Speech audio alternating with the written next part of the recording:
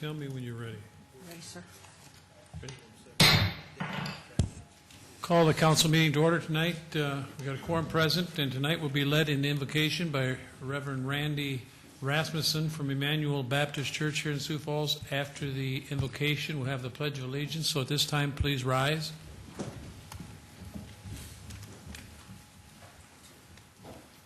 Let's pray together.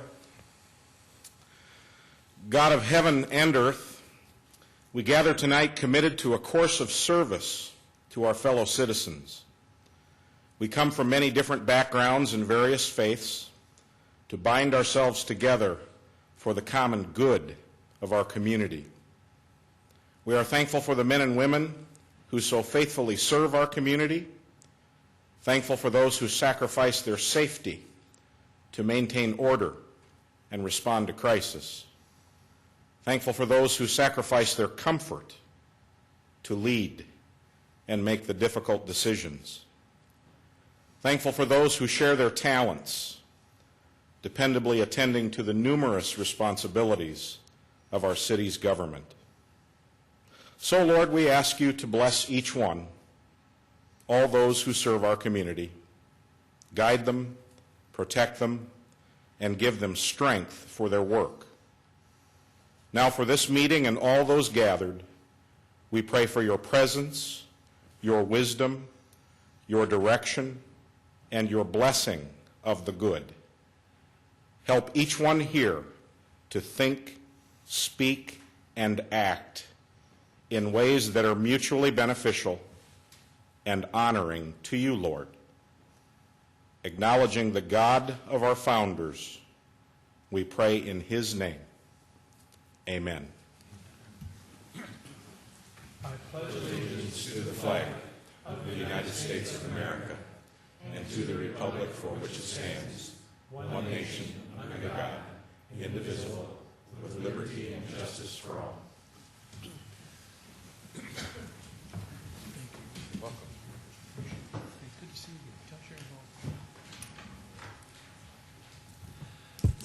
Okay. Is there any discussion or motions to approve the consent agenda? Motion to approve, Benninga. Benninga moves. Is there a second? Second, Litz. Litz seconded. Further comments? See no further comments. All in favor of approving the consent agenda will vote yes. Those opposed vote no. Council members Jamison, Yes. Kavanaugh, Yes. Knudsen, Litz, Yes. Staggers, Benninga, Yes. Brown, Yes. Costello. Yes. All members present voted 6 yes, 2 excused. The consent agenda has been approved. Is there any additions, motions to approve the regular agenda? So moved. Jamison? Jamison moved. Is there a second? Second, Benninga. Benninga seconded. Further comments on the regular agenda? Seeing no comments, all in favor of approving the regular agenda, vote yes. Those opposed, vote no. Council members Jamison, Yes. Kavanaugh, Yes. Litz, Yes. Benninga, Yes. Brown, Yes. Costello. Yes. All members present voted 6 yes, 2 excused. The regular agenda has been approved. This is the time that we set aside, a period of 5 minutes, for anyone that wishes to address the council on a topic of interest to them. And at this time, does anyone want to come forward? Give your name and address if you do it for 5 minutes. Anybody wants to approach? I see no one coming forward, so with that, we will move into the regular agenda. Item number 4. New 2007 package liquor license for Miles of Meat, LLC, Cleavers Market, to be operated at 5009 Southwestern Avenue, Suite 200. Hi, Lori Bossman with the City Finance Office. I have items 4 through 10, and I will continue on with my items. Item 5 is a transfer of a 2007 retail liquor license, and this is for the Bennigan's Grill and Tavern.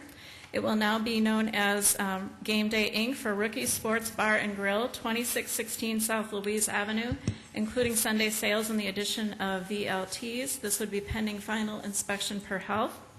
Item 6 is special one-day liquor license request for SMG to be operated at the Sioux Falls Arena. The dates are for the Central Plains Dairy Expo on March 20 and 21 and the Storm Football 2007 home season games.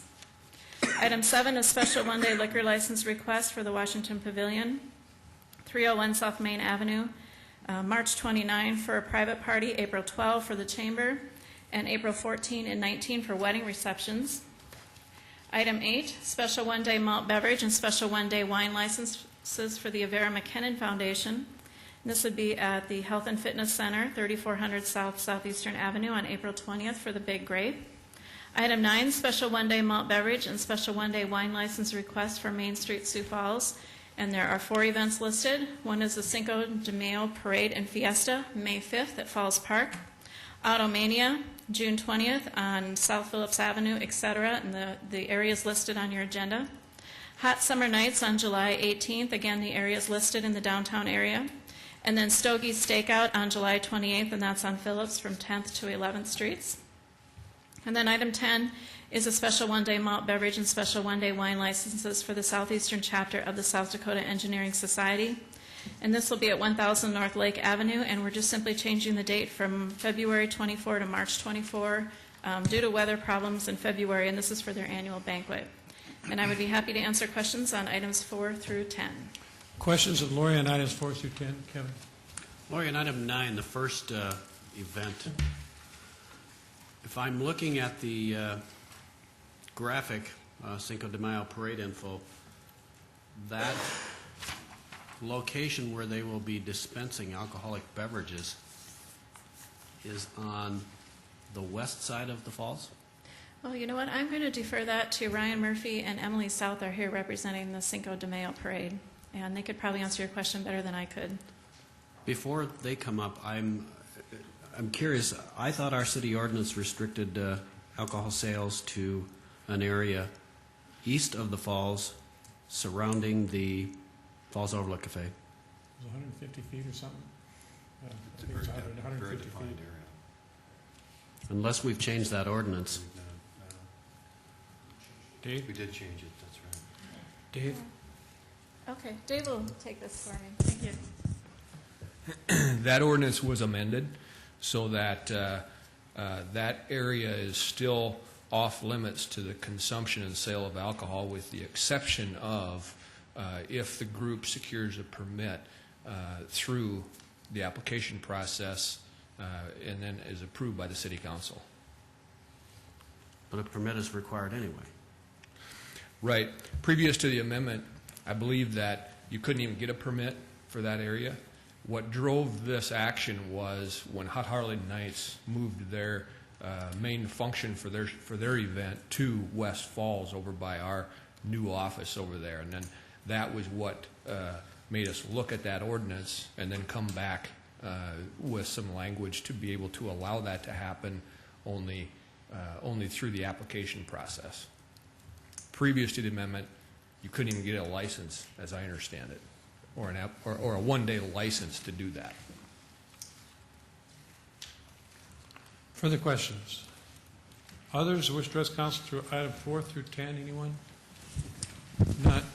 Does council, you want to take those from 4 through 10 in one vote, or you want to vote individually? Take them all? Is that okay?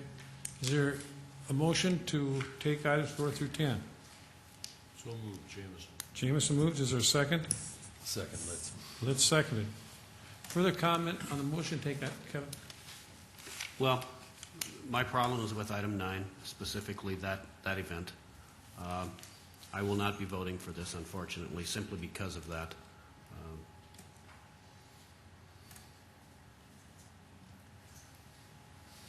Just will. Further comments? Mr. Mayor. No. Go ahead. I would strongly encourage those that are having the outdoor events. I've mentioned in the past with Hot Harley Nights that in some of the cases on some of our outdoor events, there's been a considerable number or amount of underage drinking. And I would strongly encourage those that are involved to work diligently with the police department to control the underage drinking. Further comments? Not all in favor of the motion to approve items 4 through 10 will vote yes. Those opposed will vote no. Council members Jameson, Yes. Kavanaugh, No. Litz, Yes. Benega, Yes. Brown, Yes. Costello. Yes. All members present voted 5 yes, 1 no, and 2 excused. Items 4 through 10 have been approved. Item 11. Deferred action, second reading, rezone 2007-01-06, An ordinance of the City of Sioux Falls rezoning property at East Madison Street and North Dubuque Avenue to align the zoning with the approved street pattern and amending the official zoning map of the City of Sioux Falls. Planning Commission recommends approval. Mike Cooper, Planning and Building Services. This rezoning petition involves approximately 28 acres of land area. And the southern portion of this proposed rezoning, which would be just north of Madison and the east side of Dubuque Avenue, is being changed from multifamily and twin homes to strictly multifamily, with the intended purpose of 4-unit buildings to be put on this property. And at the last hearing, there were some neighbors directly west of Dubuque Avenue that had concerns that if this rezoning went through as proposed, that the developer or subsequent landowners could put in apartments or higher density than what was proposed with the fourplexes. So we deferred this at the request of the neighbors so that they could discuss this with the applicant. And what they've come up with is, based on your approval of the rezoning tonight, there would be a covenant filed on this property so that the portion that would be zoned RA1 could not be developed with anything higher density than 4-unit of buildings. So we're recommending that you go ahead and approve this as proposed, and the applicant and the neighbors would work out the filing of those covenants. Questions of Mike on item number 11? Kevin? So the RA1 is where up to 4 units would be allowed? Correct. And that's the only location? Yes. Further, Bob? Mike, who would enforce those covenants? They go with the land, but that becomes the individual property owners to enforce that? That's correct. The city would not be involved in the enforcement. Thank you. Other questions of Mike on item number 11? Bob Litz? Mike, I had a call from a constituent that lives a property adjacent to this that was, he felt that there was some erosion problems that came with the first part of this development. I know it's pretty hilly terrain out there. And I was curious if those things had been addressed or if it had been an issue that had been brought to your attention. It has not been brought specific to my attention, but the standard procedure is now, after this plan is approved, it would go through the permitting process, and the engineering, public works would have all the erosion control and drainage requirements that the developer would have to comply with. So what they're probably complaining about now is pre-development. And so as the property develops, the drainage would be substantially improved. Very good. Yes. Thank you, Mike. Other questions of Mike on item number 11? Others that wish to address the council on item number 11? Council discussion or action on item number 11? Is there motions? Move for approval, Benninga. Benninga moves. Is there a second? Second, Litz. Litz seconded. Further comments? I see no further comments. All in favor of the motion to approve item number 11, vote yes. Those opposed, vote no. Council members Jameson, Yes. Kavanaugh, Yes. Litz, Yes. Benega, Yes. Brown, Yes. Costello. Yes. All members present voted 6 yes, 2 excused. Item 11 has been approved. Item 12. Second reading, an ordinance of the City of Sioux Falls, South Dakota, amending the revised ordinances of the city by amending thereto a new Article 7 to Chapter 39 of the Code of Ordinances entitled Reduced Taxation for New Commercial Structures or New Commercial Residential Structures thereto, or additions, renovations, or reconstruction to existing structures located within the city's designated area of the City of Sioux Falls, South Dakota. Last summer, there was a neighborhood conservation program initiated by the city in the area southwest of downtown. And since July of last year, a number of different city departments have been focusing on code enforcement activity within this defined neighborhood. Police department, public works, forestry, building services, health, fire rescue, and it's the attorneys. It's been a very successful process. Towards the end of last year, we presented to the City Council some ideas for the next step in this process, which would be the redevelopment phase. And part of the tool of potential development incentives that we discussed at that time was to adopt a tax abatement ordinance for these defined neighborhood areas.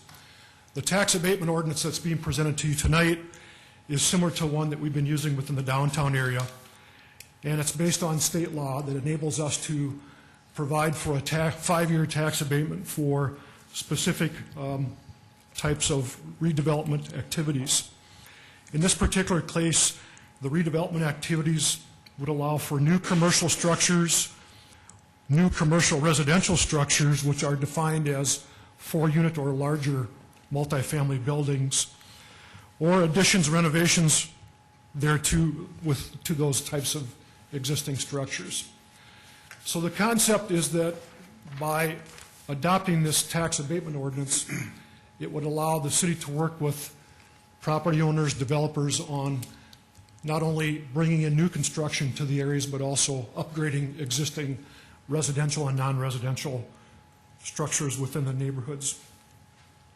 During our discussion at first reading, there was a suggestion by the council that the staff should go back and look at 2 changes to this ordinance. One of them would to lower the eligible dollar amount from $50,000 to $30,000, which is the minimum provided by state law. The second amendment would be to expand the boundaries of the eligible area. And we decided that we would look at our 2015 plan that was adopted by the City Council that has a section on neighborhood conservation areas. And we've now brought to you tonight a proposed amendment to Exhibit A that includes those neighborhood areas that are adjacent to the downtown core area. And those include the Whittier neighborhood on the east side of downtown, the Beetle Greenway area southeast of downtown, the All Saints neighborhood that extends south of 14th Street, the Folsom's Addition, which eventually will probably come up with a better name than that, but that's the actual neighborhood conservation area that we've been working on since last July. To the west of that is the West 12th Street area that goes as far west as Kiwanis. North of that is the Axtell Park neighborhood, and then at the very northern boundary is the north end that extends up along both sides of Minnesota Avenue up to Russell Street. So all of these areas, with the exception of downtown, which is already addressed by the tax abatement ordinance, would be in conformance with the 2015 plan that you've previously adopted. So tonight, in presenting this for second reading, based on your direction last time, we are requesting approval of 2 amendments. One would be to modify the boundaries of Exhibit A in accordance with the exhibit that's on the screen. And the second amendment would be to change the dollar amount from $50,000 to $30,000, which is in section 39136. Questions of Mike on item number 12? Others? Go ahead, Bob James. Mike, do they make the request for the abatement at the time they receive their tax notice, or does that begin with the construction? We've instituted a new process with the previous amendments that the council did with the downtown. We now have an actual application process so that a person that's interested in this program would submit an application either with their building permit or prior to their building permit. And so they would know ahead of time if they're going to qualify or not. And those who have a building permit in process at the present time, they will have the option of amending the application. Right. They would still have the opportunity to make the application. And then we submit those applications that we believe are in conformance with the ordinance to the county equalization office. Okay. Pat? Mike, does this amend the dollar amounts for the downtown area as well? Or No. Just within these new neighborhood areas. so we'll have a $50,000 limit on the downtown and a $30,000 limit in these new areas? Yes. And these, I'm sure you already had said this, but these apply to residential properties as well? 4 units or more. Yes. That's all that we can go based on state law. We cannot go less than that according to state law. Okay. Less than it by a 3-plex or a duplex. The city, through community development, has a program that's available now to homeowners for a single-family rehabilitation program.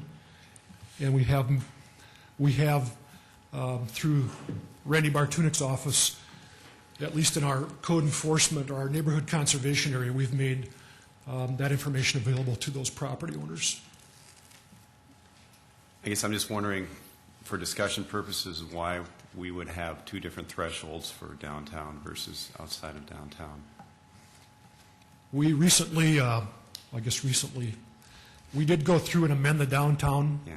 And we talked about that based on our discussions with Main Street, Sioux Falls, and when we looked at the volume and the scale of development activity, we just felt that the 50,000 was a better threshold than the 30,000. And we're going to monitor that, and we'd like to report back to you to just see what applications we did get since we changed that. Bob Lutz. Mike, I think this is a great idea, and it assuages some people's concerns who have been thinking about expanding this area. I'm very familiar with a lot of this neighborhood, but I was curious about from Minnesota Avenue, you've got 16th Street as a cutoff on the southern part there. There's some places down on 18th Street, which we would probably go over to Western Avenue, that I believe would benefit from this. It's largely single family, but I'm aware of some housing dwellings that are in there too, Mike. And maybe you already told us, but what was the criteria for cutting it off at 16th Street? Was it the growth plan? Yes, and that's our neighborhood conservation area that we've been working with since last July. 16th Street is the southern boundary. Okay. So we're just being consistent with that. And, I'm sure that there are other little pockets that maybe we would want to look at in the future. But for purposes of tonight, we felt that in the interest of trying to address your request from first reading, that we would go with the 2015 plan neighborhoods, and we can certainly make other amendments in the future if there's some places that we've left off. Which brings me to my next question there. There's a large nonprofit right in that neighborhood too, and for some places need this sort of incentive and other places don't, and I was curious if once we put the district in, are there going to be exceptions to their ability to draw on this here? No, the council can update this, change it whenever there's interest in doing that. Or add more areas. Add more areas. Yes, but if there's a certain entity within an area that may not qualify with the spirit of what we're trying to do here, could we exempt that area? Yes. Yeah, we can draw the area with whatever boundaries is desired in the future. Vernon? Mike, on the single-family rehab in those neighborhoods, can you remind me what kind of benefits that homeowners can get in those areas? What dollar amounts? I've asked Randy to be here tonight to address those questions, so okay. I'll defer to Randy Bartunik. Good evening, Randy Bartunik. Single-family rehab program, what we do is basically provide low-interest and no-interest loans to the owner-occupants. The amount of assistance can go up to $25,000. However, we do an analysis on the property, and the total of debt that we allow will actually be up to 120% of the value of the property. We want to be careful not to meet the need, but not sinking so much in the property that you can never get it out. The way the assistance is provided to is that 75% of it will either be on the 0% deferred loan or the amortized loan, and the remaining 25% would be on a 5-year diminishing loan. And you sent out a mailing to all the homes, owner-occupied homes in these neighborhoods? Well, in the first phase now, not within this particular boundary now that we're talking about tonight. So will you expand it to those as well? Yes. And then are you going to have enough funding to react to it? It's hard to say. I guess I would anticipate that we would, even just based on that first neighborhood. I think we only had about 3 or 4 respondents back, and that was kind of to be expected because the majority of that neighborhood is rental properties. Within the larger area, it's hard to say. I guess we budget for about 40 to 50 per year. Last year we completed 43, so I would like to say that we would be able to do that. Okay. And then question for Mike, actually. With the warmer weather coming on, what kind of preparations are we making in that Folsom Addition neighborhood to make sure we don't have similar problems as we did last year? We're going to continue with our code enforcement activity like we have been last year, and we're just going to keep on with that. We have a committee that has met once and will meet again at the end of this month with a broad base of representation, and we're going to be looking at other recommendations to bring back to the council and to work with the lending institutions on ways that we can reinvest in this neighborhood and provide for some new construction as well as rehabilitation of existing properties. So it's going to be an ongoing process, but code enforcement will continue like it has been, and we're going to continue on with the Phase 3 redevelopment ideas as well. And when you are going out door to door on the code enforcement stuff, will you be able to sell Randy's project to houses that need help, that are owner occupied? I think so. And Randy, as Randy said, we've done mailings with this first neighborhood, and we'll continue to work together on expanding that out into some of these other neighborhoods. I know Randy has been working with the Whittier neighborhood for quite a while, and we'll just continue to make sure people know about the programs that we have. Very good. Thank you. Bob Jameson. For Randy, your program is strictly for owner-occupied. That's correct. Is there any provision for the rental property for the same type of rehab We do advantage? not now. Years ago, back in the 80s, there actually used to be a program called the Rental Rehab Program, and that was a separately funded program by HUD. That was discontinued probably by HUD, probably in the late 80s. So there is no HUD money available for the rental Correct. property? And very honestly, even back at that time, it was one we had to be careful of, is because in some respects you could say that the properties that weren't being maintained, by going back in there with the rental rehab program, you were in essence rewarding some of the property owners that let their properties decline in the first place. And we did see that in a few cases where we went in there, rehabbed it, and came back. Well, you also have the possibility of that same property owner that could then increase the rents and still pull all the cash out of it. I don't know, I guess my personal feeling is that when you've got rental properties and you're buying them, you know, those are things that, as a business owner, they need to be looking at the cash flow aspect and budgeting for repair and maintenance. And if they don't have enough to properly maintain it, they probably paid too much for it to begin with. That's just my personal 2 cents worth. I understand. However, we get complaints regularly that rental properties are not maintained to the degree they need to. And I was just curious if there was some way to give those folks a break to encourage them to keep their property up. It's Something we one of could those things that look at in the future. I guess the funding over the last 3 years, our programs have been cut about $230,000, and it's been getting more difficult, but we could look at something on a very limited trial basis if that's the direction that the council would like to go. Okay, thank you. Further questions? Gerald?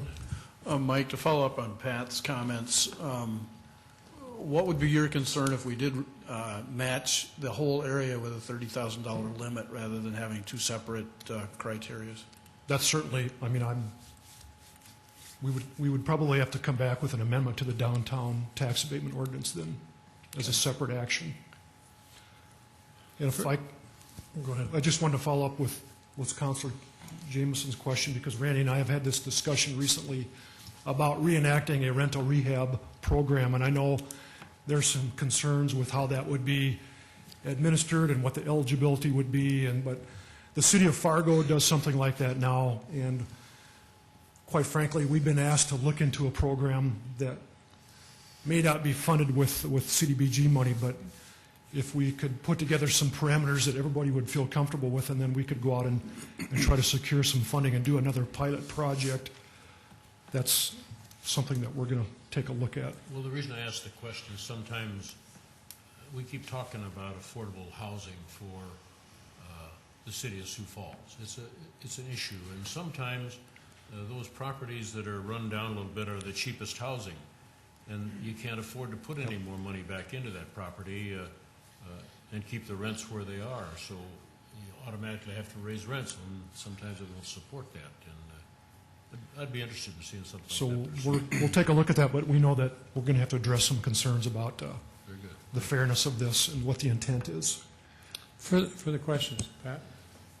When we look at our whole neighborhood revitalization program, where do we seem to have the most problems? Is it, I mean, not, in my observation, it's not the commercial properties, the retail facilities, it's the housing units, whether they be fourplexes or things of that nature. Is that correct?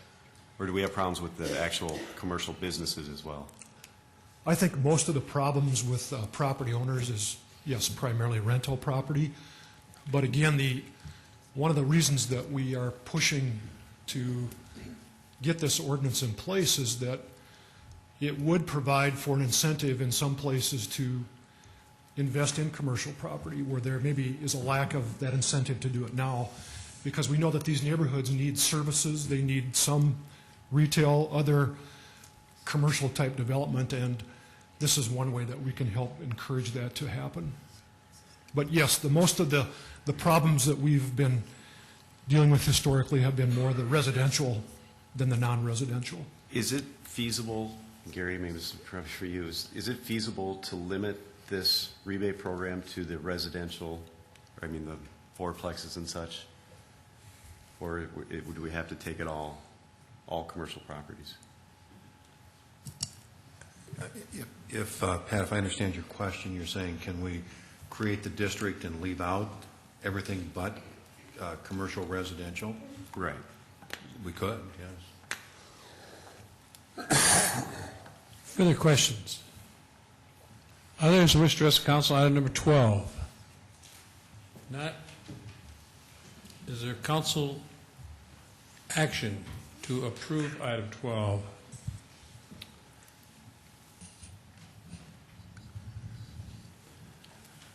Move for approval, item 12. Jameson moved. Is there a second? Second, Kavanaugh. Kavanaugh seconded. Mr. Mayor, Okay, now, is there any, go ahead. do we need a motion to amend? If you do now, we've got a motion made, so if you've got any motions to amend, bring them forward now. I would move to amend the tax abatement dollar amount from $50,000 to $30,000, and then change the map to the districts that Mike Cooper presented. To Second, expand, to expand the area. That's your motion. Who seconded it? Kevin seconded it.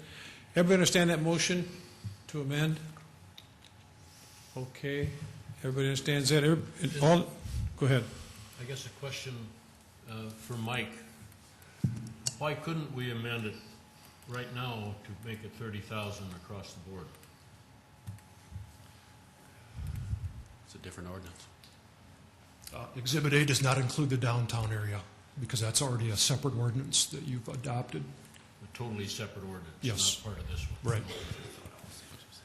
Okay, we've got a motion to amend. Everybody understand the motion, 50 to 30, and then to expand the area. That's the motion that has been proposed and it's been seconded. I see no further. Go ahead. When did we get the amendment for this ordinance? Did we get a copy of this ahead of time? I'm a little gun shy on this because I don't know that we've really thought this out, that we know the implications. I mean, we're providing a tax abatement program for a significant part of the city, and while I think we all agree that the residential commercial is probably what we're intending to do, but we're certainly going to be including a significant part of other commercial involved. And I'm comfortable with the lowering it from 50 to 30 for the residential's commercial part, but I'm just wondering if we've really thought about this long enough and if we've had enough time to digest this. And The only thing I would add, Pat, is that we gave Mike direction at the first reading to expand this and grow the plan and to be more inclusive of more neighborhoods. You make a valid point, Yeah. but I think that we gave Mike some direction on this in the first reading. Kevin? As I understand, Pat, your concern is not necessarily with the dollar amount or the area, it's the commercial versus the residential commercial. I would agree with Mike's comment that we probably need to include the commercial simply because it is an amenity that comes with that neighborhood. If we're going to improve the housing stock, the residential facilities, we probably need to give some incentives so that those neighborhood businesses stay there too and in fact improve. Further comments? We got a motion before us to amend 50 to 30 and to expand the area. Is there further comments? If not, all in favor of that motion to amend will vote yes. Those opposed will vote no. Council members Jameson, Yes. Kavanaugh, Yes. Litz, Yes. Benega, Yes. Brown, Yes. Costello. No. All members present voted 5 yes, 1 no, and 2 excused. That motion has been approved. Now we're back to the main motion as amended. Further comments on the main motion as amended? Seeing no further comments, all in favor of approving item 12 as amended will vote yes. Those opposed will vote no. Council members Jameson, Yes. Kavanaugh, Yes. Litz, Yes. Benega, Yes. Brown, Yes. Costello. Yes.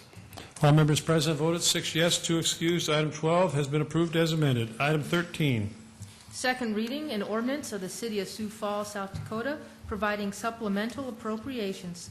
Fire, $80,000. Library, $218,220. Parks and Recreation, $65,000. $280,000 and $20,000. Public Works, Engineering, $650,000. Gene Roanhorst, Director of Finance. This is the second reading of an ordinance to supplement the capital improvement program for 2007. We do have the various departments here that if there's any technical questions you'd wish to have answered on these, we can do that. We currently have about $4.8 million in unobligated fund balance in the second penny, and this particular supplement would use up about $750,000 of that, so we should be right around $4 million left after this ordinance is approved. Questions of Gene on item number 13. Others that wish to address the council on item number 13? Is there council discussion or action on item 13? Kevin? Just a clarification, not all of the amendments that we're dealing with here will be appropriating second penny dollars.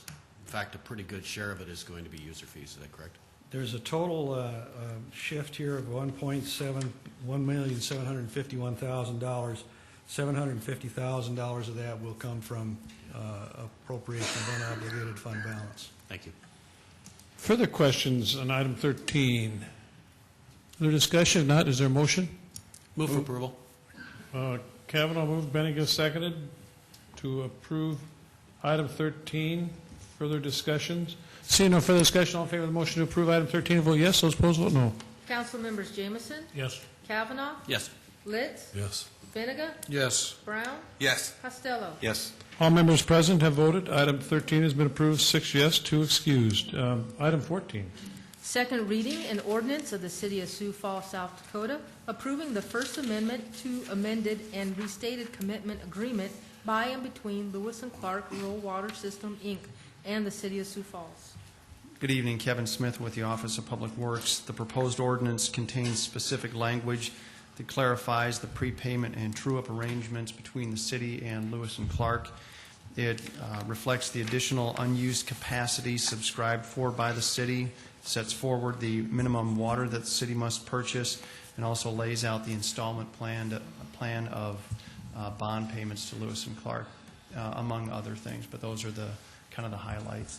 And this was previously presented to the Lewis and Clark Board of Directors, and it has been unanimously approved by them at their February meeting. Questions of Kevin on item number 14? Others that wish to address the council on item number 14? Close it to council discussion or action. Is there a motion to approve item 14? So moved, Litz. Let's move. Is there a second? Second, Brown. Brown seconded. Further comments on item number 14? I see no further comments. All in favor of approving item 14 will vote yes. Those opposed vote no. Council members Jameson, Yes. Kavanaugh. Yes. Litz, Yes. Benega, Yes. Brown, Yes. Costello. Yes. All members present voted 6 yes, 2 excused. Item 14 has been approved. Item 15. Second reading, an ordinance of the City of Sioux Falls, South Dakota, approving a total cost capital lease, 2-wheeled tractor scrapers. Good evening, Mayor and Council. It's Mark Cotter with the Office of Public Works. Tonight we have Jeff Weber, our Division Manager of Fleet, that will take you through the details and answer your questions on these 2 wheeled scraper leases. Good evening. This is for a 5-year capital lease of 2 landfill scrapers. It is a 5-year lease with an option to purchase at the end, and it does include repairs and maintenance for the life of the lease. Questions of Jeff Pat? What's the purchase price at the end? Purchase price at the end, we're going to anticipate somewhere in the area of $600,000 for the 2 scrapers combined. Further questions? Others that wish to address the council on item number 15? Is Blitz up? Yes, I was wondering on the maintenance agreement, are tires included on that? Tires are considered a wear item, and they are not included. It is a big item, but what we looked at is the fact that in the past, we've spent approximately $15,000 to $20,000 per unit for repairs, so having this included is a real plus for us. Thank you. Further questions? Others wish to address the council on item number 15. Council discussion or motion? Move to approve, Brown. Brown moves. Is there a second? Second, Benninga. Benninga seconds. Further comments? I see no further comments. All in favor of approving item 15 will vote yes. Those opposed vote no. Council members Jameson, Yes. Kavanaugh, Yes. Litz, Yes. Bennigan, Yes. Brown, Yes. Costello. Yes. All members present voted 6 yes, 2 excused. Item 15 has been approved. Item 16. Second reading, an ordinance of the City of Sioux Falls, South Dakota to repeal ordinance number 96-06, authorizing the issuance of landfill revenue bonds and other actions related thereto.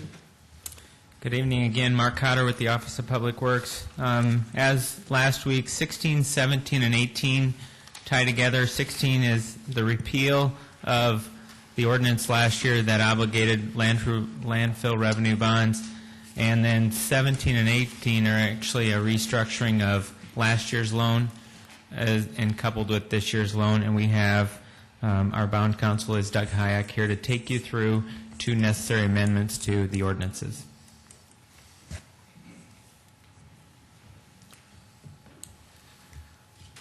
Thank you, Mr. Mayor and members of the council. Doug Hayek from the Davenport Law Firm.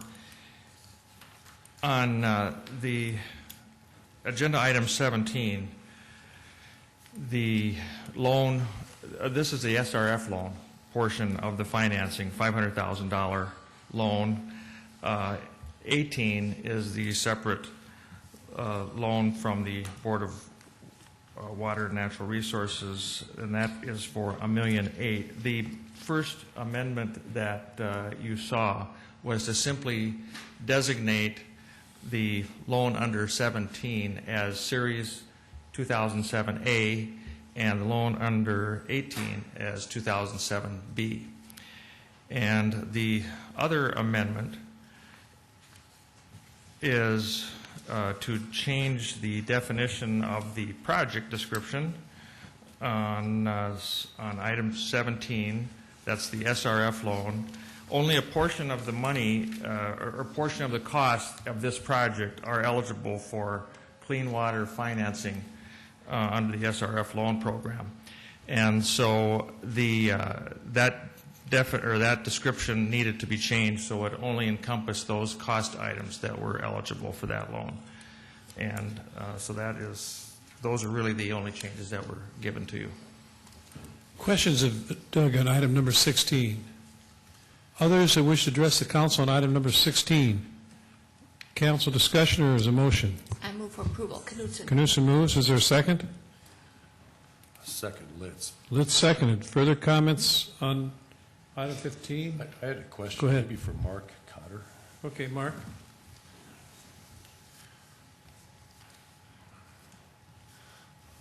Mark, I know this year out in Pierre we got a bill passed that would allow us to reclaim methane gas from the dump and possibly put that up for sale. But if I recall right, that was not it was not considered recycling. Was that correct? That's not true, and actually that's part of what we are able to use some of these recycling dollars for, and so they at least consider it qualifying under that program.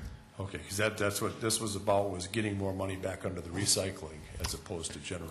That's true. They've gotten, as they normally do, as they have two pots of dollars, they have recycling dollars and they have solid waste dollars. They got significantly overtaxed with requests for solid waste projects and very few requests for recycling, so they came back to us and asked us to restructure to use more of those recycling dollars. Very good. I think that methane gas recapture will be a real benefit to this city. So, Yes, we're moving forward on that. thank you. Further questions? We've got a motion been made and seconded to approve item 16. Further discussion? I see no further discussion. All in favor of the motion to approve item 16, vote yes. Those opposed, vote no. Council members Jameson, Yes. Kavanaugh, Yes. Knutson, Yes. Litz, Yes. Benega, Yes. Brown, Yes. Costello. Yes. All members present voted 7 yes, 1 excused. Item 16 has been approved. Item 17. Second reading and ordinance of the City of Sioux Falls, South Dakota, authorizing the issuance of landfill revenue bonds to the South Dakota Conservancy District, authorizing the use of the proceeds thereof for capital improvements, pledging a portion of the landfill revenue of the city to the payment of said revenue bonds, authorizing the execution and delivery of a loan agreement between the city and the South Dakota Conservancy District, and authorizing the execution and delivery of such landfill revenue bonds to the South Dakota Conservancy District.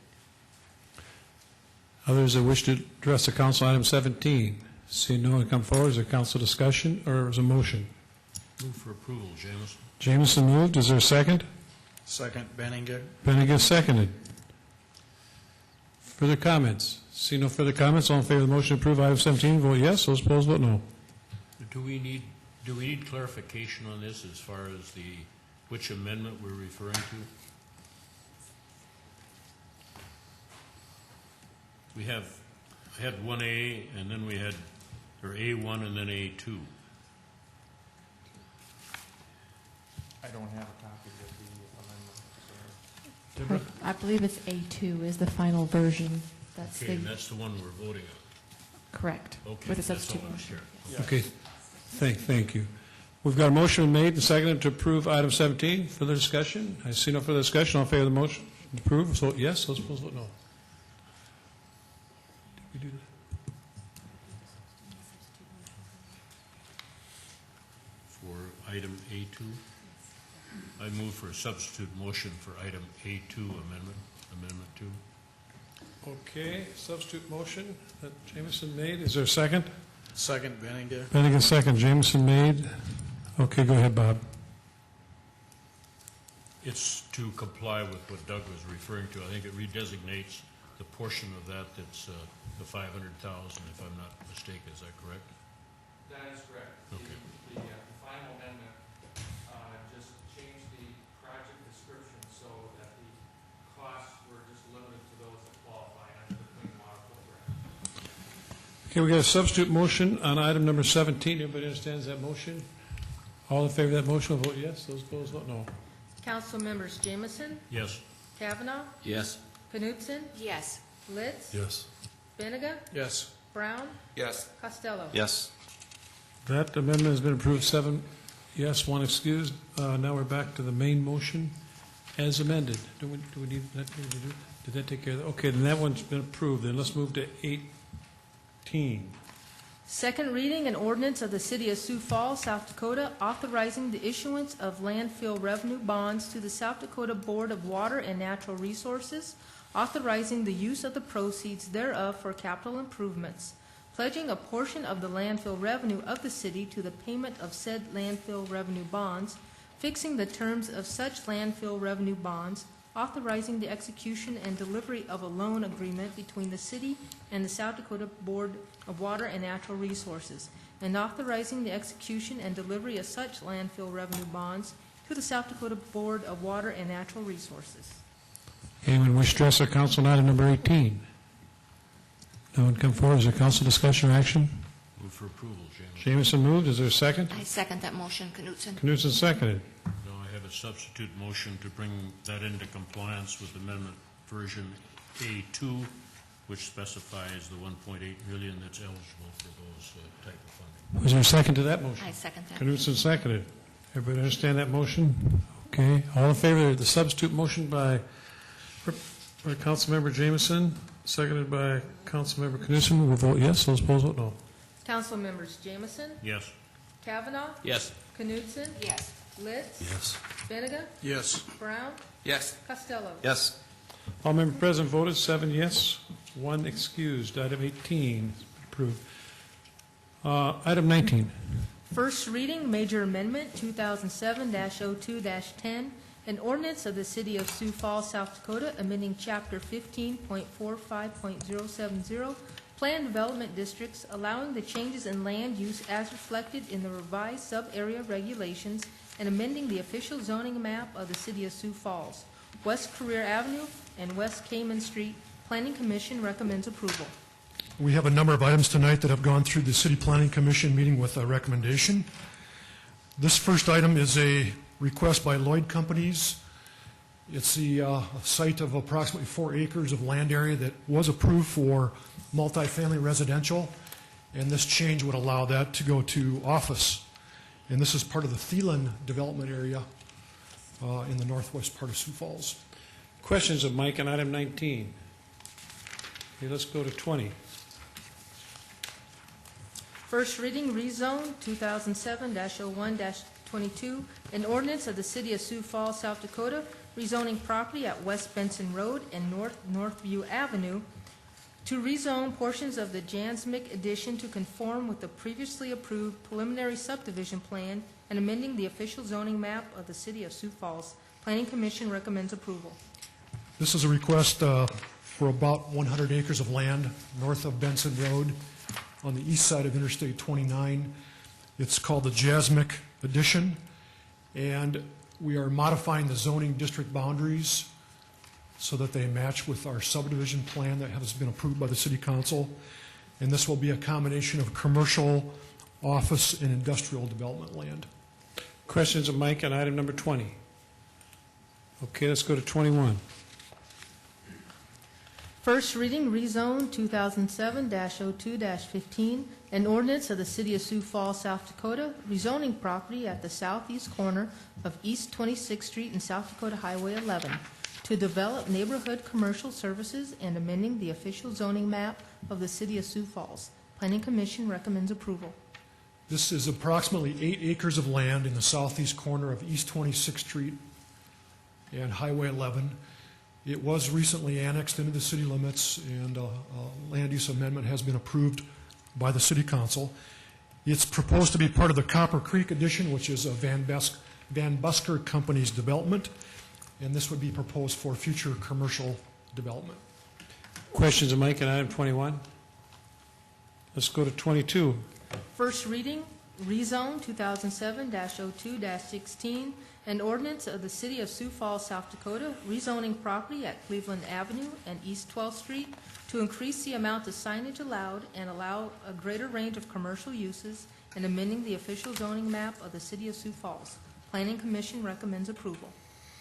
This is just under 1 acre of land area that includes an existing retail building. The Assen Liquor Store is the major tenant of this building. It's in the southeast corner of Cleveland and 12th Street. When the applicant came to us initially, it was to change the zoning to bring it into conformance with the current land use and also to allow additional signage. And that's the way that it went through the staff recommendation and Planning Commission recommendation. And now we've received, just this last week, we've received a conditional use permit application for the southern end of this building, which is currently vacant, to allow that to be developed into a bar. That was not indicated to us at the time that the rezoning initially went through the review process. We've already had some neighborhood calls with some concerns about the bar, the parking. So what I would just say tonight is if we could go ahead and set the date of hearing, and the staff will continue to monitor the conditional use application. And based on our discussions with the neighborhood and review of that plan, we might have a alternative recommendation for you when we have second reading of this. Kevin? Mike, I noticed on the exhibit for this item, the last page, neighborhood meeting, the applicant should be prepared to present any neighborhood comments at the public hearing. Did they bring forward any comments from the neighborhood at the Planning Commission meeting? Not that I'm aware of, no. Did they have a neighborhood meeting? No. Did we ask them to have a neighborhood meeting? We recommended it, yes. Further questions? Gerald and then Bob. I guess, Mike, if they've changed the original use of the plan that they presented, why don't we make them go all the way back to the beginning? That's, yes, what we could do is, for this item, rather than setting the date of hearing, we could defer it back to the Planning Commission, if that would be. It seems to me that they've changed the scope of the whole scope of the project, and the neighborhood needs to be involved. And I would think that, this is something that we need to establish a precedent with, if you will, and say that this is not acceptable practice. I know that you've done that before, and I would certainly not be against that. Further questions, Bob James? That was basically my question. Okay. Yep. Further discussion on item 22. Let's go to item 23. First reading, rezone 2007-01-16, an ordinance of the City of Sioux Falls, South Dakota, rezoning property south of East 73rd Street near Cliff Avenue to develop condominiums with a planned development zoning district and amending the official zoning map of the City of Sioux Falls. Planning Commission recommends approval. This is approximately 9 acres of land area that is proposed to be developed into 72 units of condominiums adjacent to the Diamond Valley subdivision. Paul Reynolds is the applicant, and this is something that is a little bit new to us. Rather than the traditional single-family detached or even twin homes, this is a new concept of home ownership that we're starting to see, at least in this particular neighborhood. And they did have neighborhood meetings, and I think there is support of going ahead with this higher density residential development. Questions of Mike on item number 23. Let's go to 24 then. First reading, rezone 2006-12-05, an ordinance of the City of Sioux Falls, South Dakota, rezoning property at the northeast corner of West 41st Street and Ellis Road to develop approximately 20 acres in the Planned Development District zoning district and 60 acres in conventional zoning districts, and amending the official zoning map of the City of Sioux Falls. Planning Commission recommends approval. This is about an 80-acre parcel. It's on the north side of 41st Street and east side of the T. Ellis Road. We've been working with a group of landowners, developers on this area with Public Works on access, the street layout, the land uses. And this is a result of those discussions and meetings with city staff and the neighbors.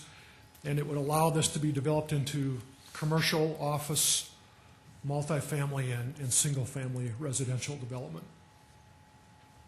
Questions of Mike on item 24? Bob Jameson. What facilities are there? We've had problems with the land on the east side of this,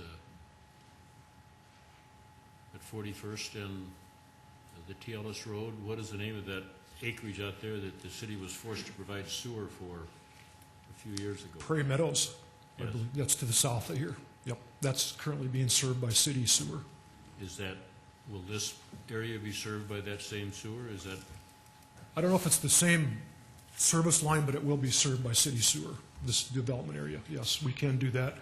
And that was identified when we went through the annexation staff analysis for the annexation. Okay, thank you. Further questions, Mike, on item 24? Okay. Does the council want to take items 19, 20, 21, 23, and 24, and then make a separate motion on item 22? Yes. Okay, so there's a motion to approve item 19, 20, 21, 23, and 24 for April 2nd for the second reading. Is there a motion to approve those 5 items? So moved. Kavanaugh, seconded? Second, Litz. Let's second. All in favor of that motion to approve those 5 items, 19, 20, 21, 23, and 24, vote yes. Those opposed, vote no. Council members Jameson, Correction, what was those numbers again? I got 19, 20, 21, 23, and 24, and 22 we're going to hold back? Yes. Okay. That's the motion. Okay, go ahead. Kavanaugh, Yes. Knutson, Yes. Litz, Yes. Benega, Yes. Brown. Yes. Costello. Yes. That motion has passed, so those items will be on the April 2nd agenda for second reading. Now we're at 22. Is there more? Go ahead, Joe. I would like to send item 22 back to the city planning. Okay, that's the motion. Is there a second? Second. Jameson seconded that motion. Okay. All in favor of the motion to send that back to plan, the planning commission will vote yes. Those opposed vote no. Council members Jameson, Yes. Kavanaugh. Yes. Knutson. Yes. Litz. Yes. Benega. Yes. Brown. Yes. Costello. Yes. All members present have voted. Item 22 has been sent back to the planning commission. 7 yes, 1 excuse. Item 25. Deferred action, a resolution amending the 2007-2011 capital program. Fire Department, $80,000. Health Department, $106,352. Police Department, $32,820. Library, $218,220. Parks and Recreation, $365,000.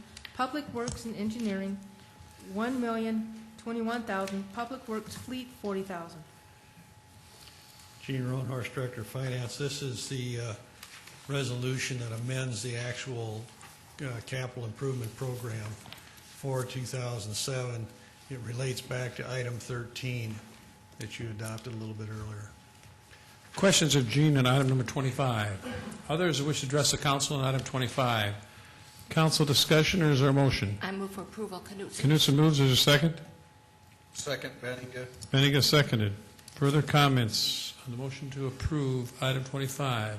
Seeing no one, all in favor of that motion to approve, vote yes. Those opposed, vote no. Council members Jameson, Yes. Kavanaugh. Yes.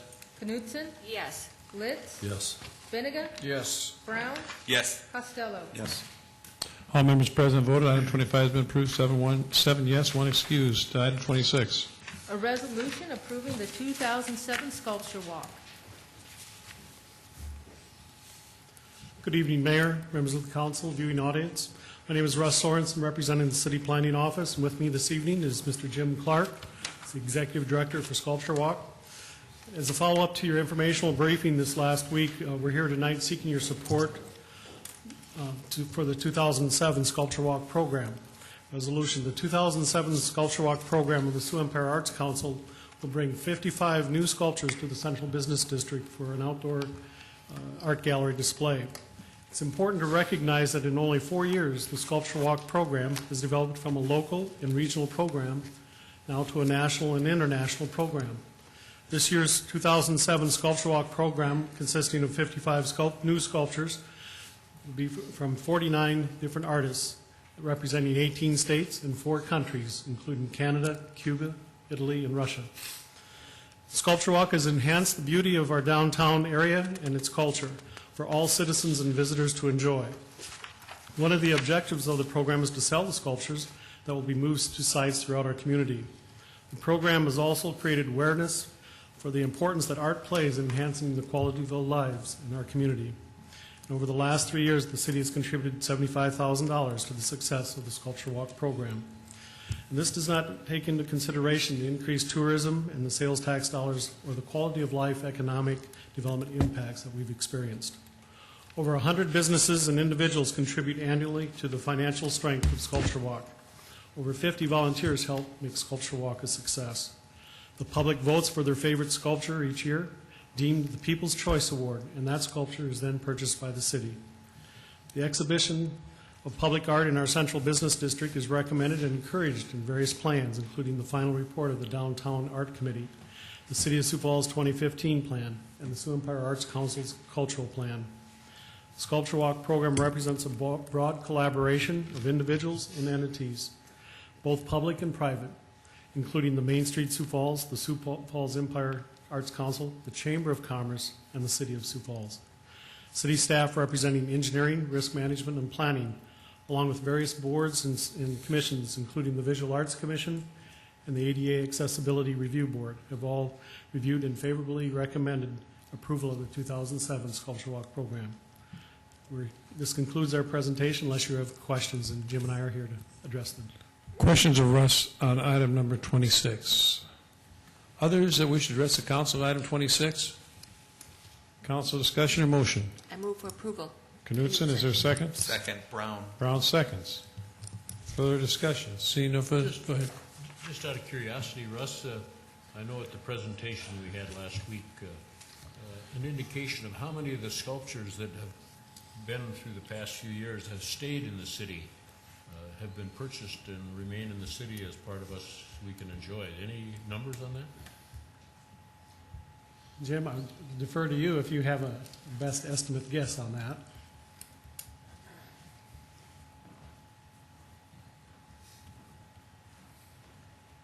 Jim Clark, we have sold 42 over the 3 years, and we still have a few months to go, so I hope to sell a few more. I would guess, I don't know the exact number, but last year in the brochure we had 17 in addition to the 50 that we had in Sculpture Walk, so we had 67, I think, total in the brochure. But we've got 3 or 4 or 5 more this year that are going to be staying in Sioux Falls. 3 are going to the zoo. We've got a couple going to Eugene Field School, and like I said, we have a few more months to go yet, and we're working hard to get more sold for the community in the parks, hopefully. Jim, would you remind us and the listening audience whom we contact or how we contact you if we're interested in purchasing one of those beautiful sculptures? Well, they can call the Sioux Empire Arts Council, and that number is 977-2002. And then they contact me, and I take it from there. Thank you. Further questions? Others wish to address council item number 26. We've got a motion been made and seconded to approve item 26. Further discussion? No further discussion. All in favor of the motion to approve, vote yes. Those opposed, vote no. Council members Jameson? Yes. Kavanaugh? Yes. Knutson? Yes. Litz? Yes. Benega? Yes. Brown? Yes. Costello? Yes. All members present have voted. Item 26 has been approved, 7 yes, 1 excused. Item 27. A resolution including certain contiguous territory within the corporate limits of the city of Sioux Falls, South Dakota, annexation 2007-01-03, Ronning, 57th Street. This is a petition by the property owner, Ronning Companies, requesting annexation. This is approximately 120 acres of land area on the south side of 57th Street down to 69th Street on the east side of Sycamore Avenue.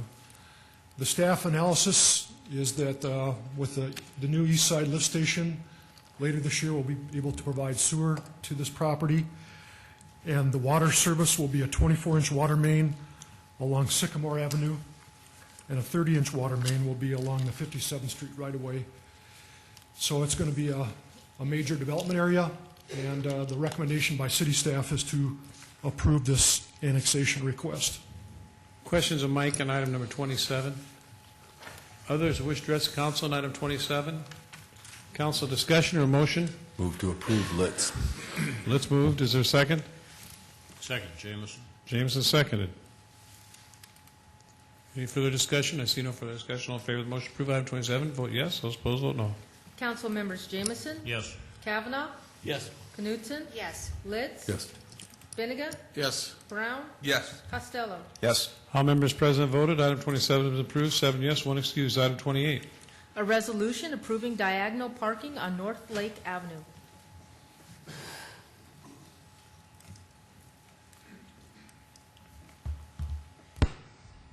Good evening, Shannon Austin, Office of Public Works Engineering. We had received a request from the Sioux Empire Baseball Association that was endorsed by the Sioux Falls Park Board to change this 2-lane local street into a 2-lane local with diagonal parking on one side, still allowing parallel parking on would be the west side. Lake Avenue is 60 feet wide. There's ample width to allow diagonal parking in addition to keeping 1 lane of traffic in each direction. The adjacent property owners have been notified and are in support of the petition, and we are recommending approval for this resolution. We do have park staff here to answer any specific questions regarding the need. Questions of Shannon? Others who wish to address council on item number 28? Council discussion, or is there a motion? Mr. Mayor? Yes. I'd just like to comment. I think this, having personal experience out here with the ball games and stuff, it's a nice wide street. It can accommodate the traffic and parking on both sides. I think this is an excellent idea. Thank you. Okay, thank you. Pat? I would further comment on that, that as a parent and a coach for Sioux Empire Baseball Association, this is a stroke of genius. Very good. Is there a motion to approve? I so move Knutson. Knutson, is there a second? Second, Litz. Let's second it. Motion been made, seconded. Further comments? Seeing no further comments, all in favor of the motion to approve item 28, vote yes. Those opposed, vote no. Council members Jameson, Yes. Kavanaugh, Yes. Knutson, Yes. Litz. Yes. Benega. Yes. Brown. Yes. Costello. Yes. Item 28 has been approved, 7 yes, 1 excused. Item 29. A resolution amending resolution number 152-06, vacating North Furniture Circle. Resolution number 152-06 was adopted by the City Council on November 13th, 2006. Unfortunately, between the time that the resolution was adopted and to be filed at the County Register of Deeds office, this addition had been replatted, and it went from lots 1 through 9 Furniture Edition to Lot 1A Furniture Edition. As a result of the replatting, we could no longer vacate the street. Therefore, this amendment actually changes the legal description so that the County Register of Deeds can actually file the street vacation. Questions of Shannon on item 29? Others wish to address the council on item 29. Council discussion of motions. I move for approval. Knutson moves. Is there a second? Second, Litz. Let's second it. Further discussion? Seeing no further discussion, all in favor of approving item 29, vote yes. Those opposed, vote no. Council members Jameson, Yes. Kavanaugh, Yes. Knutson, Yes. Litz. Yes. Benega. Yes. Brown. Yes. Costello. Yes. All members present voted. Item 29 has been approved, 7 yes, 1 excused. Item 30. Preliminary subdivision plan 2006-09-06, Great Meadows addition to the city of Sioux Falls, Minnehaha County, South Dakota, 60th Street North and North Kiwanis Avenue. The Planning Commission recommends approval. Applicants and owners, Jeff Stockert, Wendell Potratz. This is about 16 acres of land that's located just south of Skyline Heights residential subdivision, which is not in the city limits, and east of the Flying J truck stop.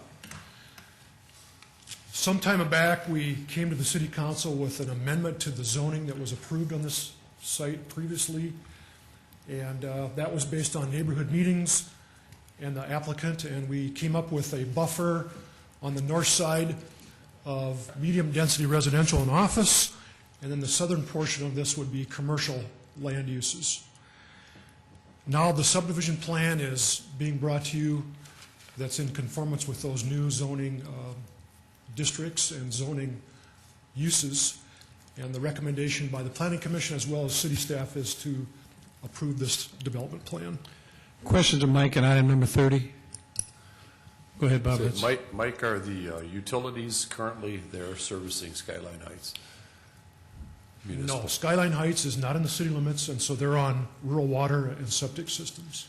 Do you anticipate with this annexation or what's going on here, will Skyline Heights be changed over, hopefully? Well, we've been meeting with them on and off for probably 10 years.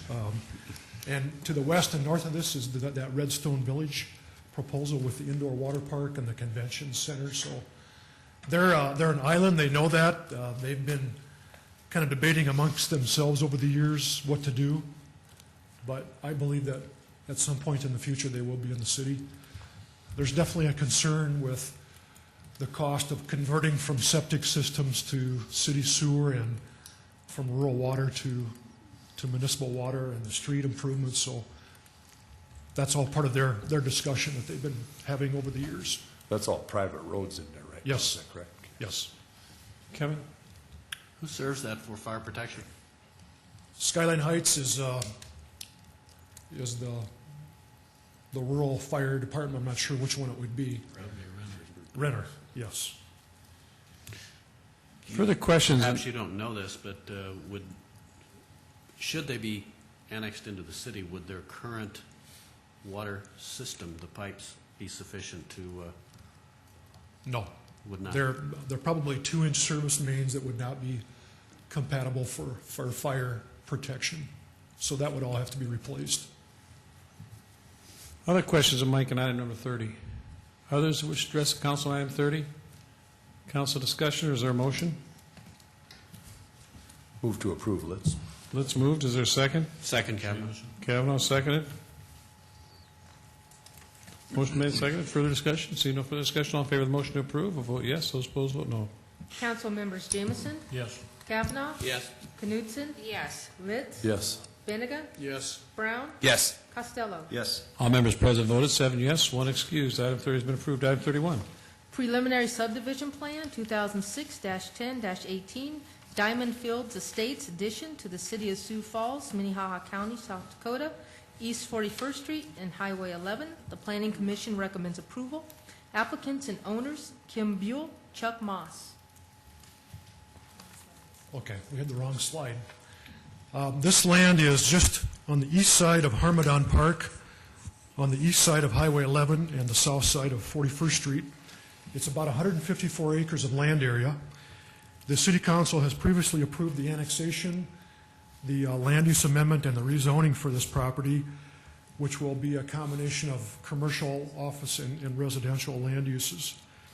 And this subdivision plan has been reviewed by city staff and is being recommended approval by the Planning Commission as well as Planning and Public Works. Questions of Mike on item number 31? Bob, Jameson. Mike, with the proposed restrictions that are being placed on Highway 100, which is Highway 11 at the present time, how are these subdivision plans in conformance with those new restrictions that are being proposed, or what will be the conflict there? Yes, the access point that's proposed on East 41st Street has been reviewed based on the South Dakota 100 criteria. Okay. So is that first? Yes, right there. Linden Drive, is that 600 feet back from? It's about a quarter mile. Mike, they'd also be subject to this, excuse me, they'd also be subject to these noise abatement berms that are being proposed by the state at this time? Yes, potentially would be, yes, whatever we end up with on that.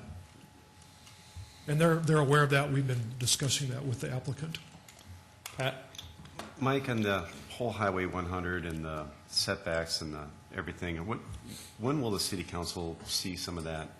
Do we need to act on any of that, or is that all a state thing, or how does that? We have a infrastructure review advisory board this week that will be presenting information to them. And I would expect, and maybe Mark is a better respondent on this, but the intent would be to bring something to the city council in May based on what we think everybody can agree to. And are you, maybe I'm off the subject here, I apologize, but are we having discussions with the developers regarding these issues? Yes, the developers are represented on the infrastructure review advisory board, and we also, so we're trying to get as much input as we can on how this is all going to come together. Not only the access, but the noise impacts, the land use impacts. We're trying to look at it all as one big picture. Further questions of Mike on item 31? Others wish to address council on item 31? Council discussion, or is there a motion? I move for approval. Knutson, is there a second? Second, Jameson. Jameson seconded. Further comments?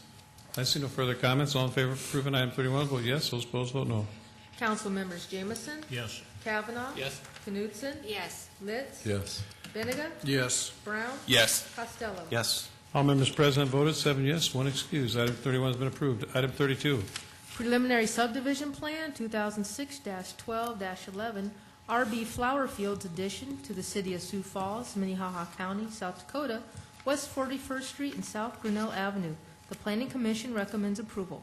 Applicants and owners, David Gibbon, B&D Engineers Incorporated, and Scott Gilbert. This is about 8 acres of land that's directly east of item 24 that we consider tonight, the rezoning for first reading. This is an area that's proposed to be developed into office just north of 41st Street, and then 9 residential lots going up along the extension of Grinnell Avenue. I know that we've had discussion in the past with landowners' concerns about the extension of Grinnell Avenue, and this has always been identified as a collector street. So we've continued to work with the neighbors and talk to them, if there's traffic calming things that we could do in the future. But it's really important that we continue with Grinnell Avenue that would extend to 41st Street to provide access into this area as well as to the existing residential area to the north. So both the Planning Commission and city staff are recommending approval of this subdivision plan as proposed. Questions of Mike on item 32? Bob James. Mike, in lieu of last comments, because we've had problems in that area before, have they had a recent neighborhood meeting concerning the subdivision plan? Not that I'm aware of recently. But there hasn't been the objection from the neighbors that there was before? We've got somebody that wants to speak as soon as we're done with questions. We got a person that wants to speak, so. We've had phone calls from some of the property owners that are there to the north. I don't think we had any public input at the Planning Commission hearing on this. Other questions of Mike from the council? Not others that wish to speak on this topic, item 32? Go ahead. Go ahead. Give your name and address, please. My name is Kurt Simon. I'm at 7404 West Snapdragon Street, which is right adjacent to that. And I just wanted to say I don't have a problem with Grinnell extending out. I think that'd be a great idea because all the residential areas in that it's like spaghetti in there. And a nice way to get out of there would be nice. The thing that I wanted to, maybe perhaps a question, though, would be more in regards to drainage. As you all know about the city drainage problems, that I would like question towards perhaps city engineering, et cetera. I looked at the drainage this spring when we had that massive meltdown, and water was going down the creek at the inner banks, top of the inner banks of that creek. Yeah, right about there.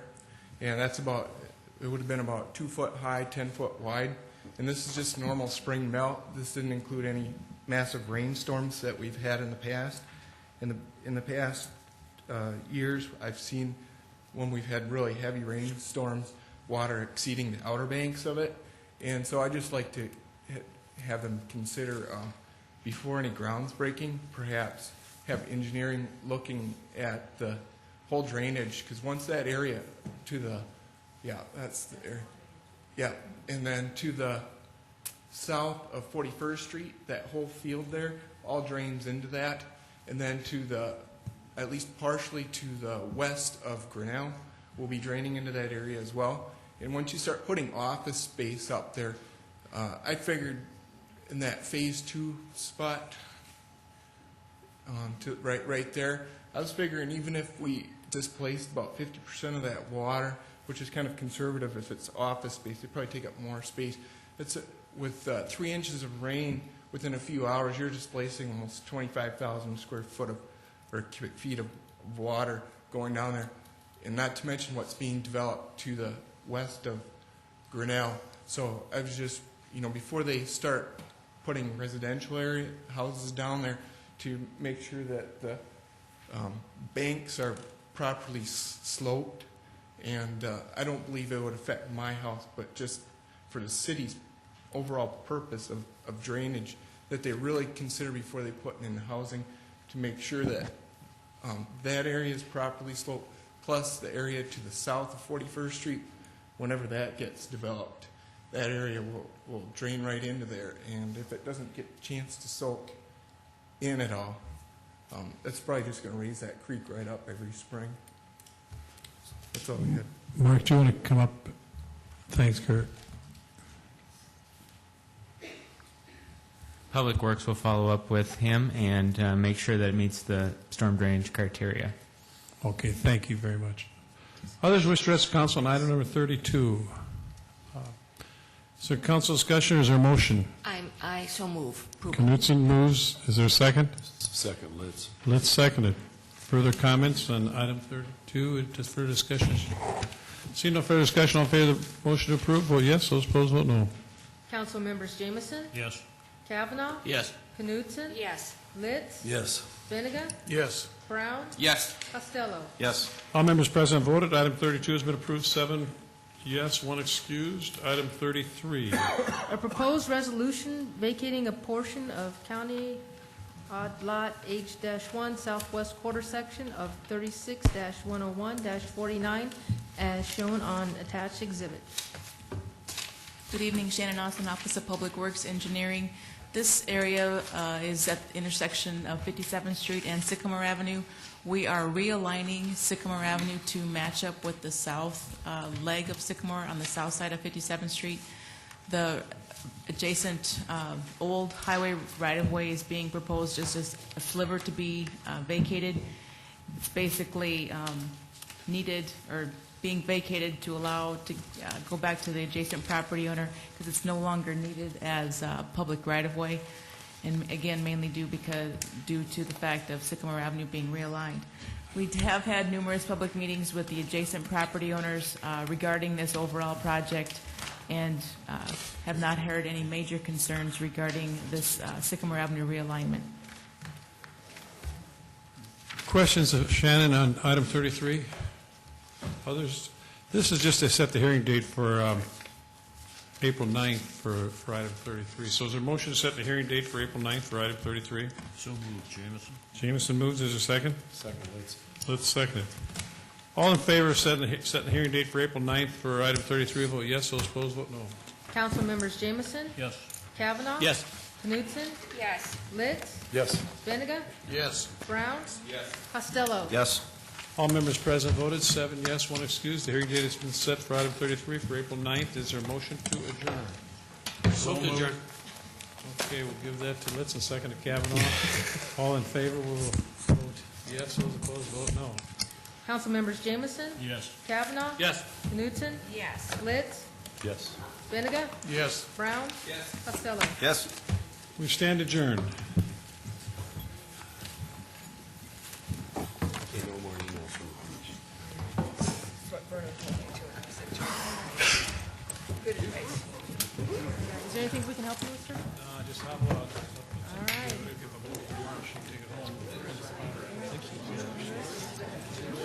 Together. That's fine. Thank you. So now,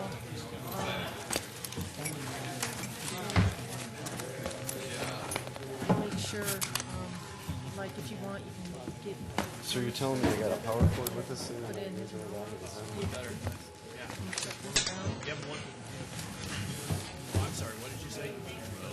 You're telling me I got a power cord with this thing when I originally got it, huh?